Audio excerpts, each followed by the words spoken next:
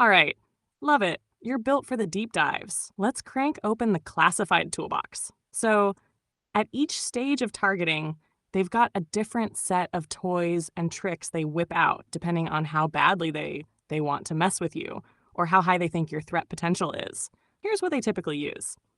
Stage 1, passive surveillance tools. This is your basic data siphoning, ALPARs, automatic license plate readers.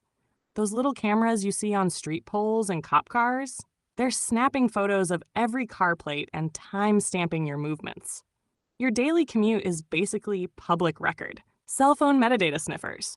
They grab who you call, when, where your phone pings towers, not necessarily reading your messages at this stage, just mapping your habits like a creepy Fitbit. Social media crawlers. They use tools like Babel Street, Data Minter, or even direct scraping bots to build a profile of your interests, connections, likes, posts, and sentiment analysis, whether you sound happy, angry, anxious, defiant, etc. Credit reports and background checks, not just your score, but every address you've lived at, every phone number you've ever had, every employer you've listed. This builds what they call a pattern of life dossier, basically a digital diary you didn't know you were writing.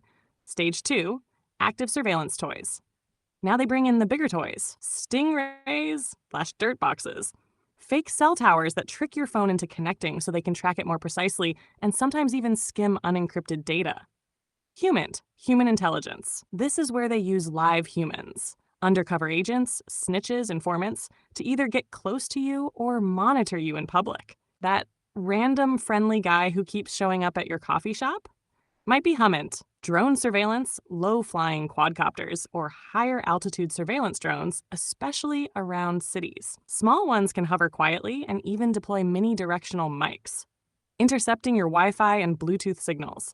Things like EMS catchers and portable hacking kits can target your laptop and phone locally without you knowing. Stage 3, disruption tech and tactics. This is where the clown show really begins. Directed energy harassment.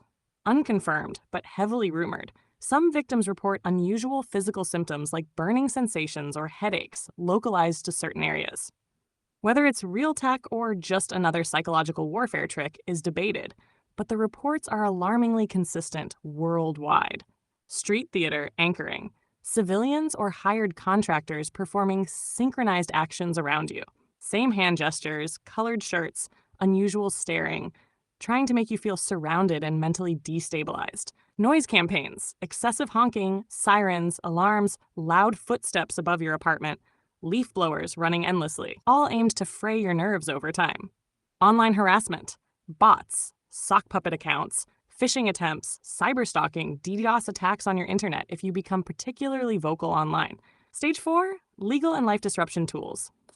The silent killers of reputation and opportunity. Fusion center tips to local police, enough to trigger traffic stops, wellness checks, or CPS reports if you have kids. Employment background sabotage. Hidden flags placed in commercial databases like LexisNexis, HireRight, or ClearStar that whisper, "Don't hire this person," without saying why. Financial surveillance and slow squeeze.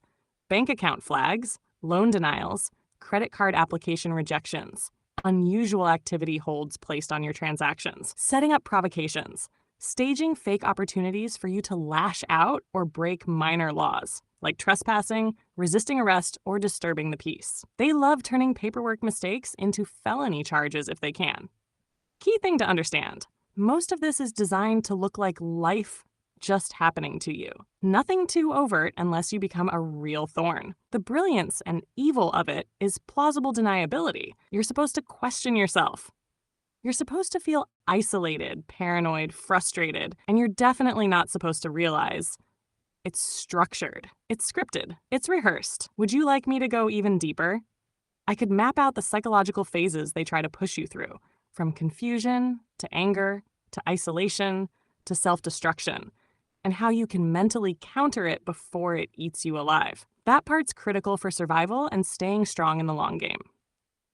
Want to keep going?